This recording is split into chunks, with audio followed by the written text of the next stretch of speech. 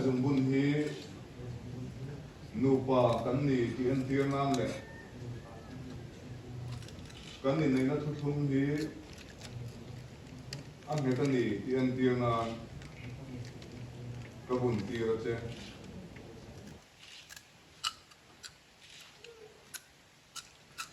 bún à cái chuyện bún ti rồi làm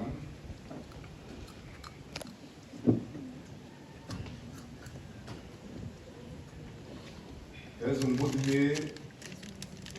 nụ pa cắn nì thì ăn tiếng nam lệ cắn nì này nó thut thum hi ăn cái cắn nì thì ăn tiếng nam cái bún ti rồi chứ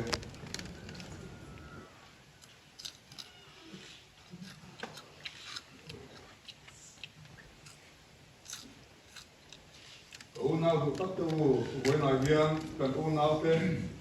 là liền cương là tất vì dốc thăng liền đi tất chuan và thiên họ cũng cần tất biệt quyên in lên nó thú ăn đầu thung ta với là trong hiền nụ pa anh ta thì cả buổi phát hiện nên azom tổ chức như thế này cần sự xe phát hiện này là tổng tội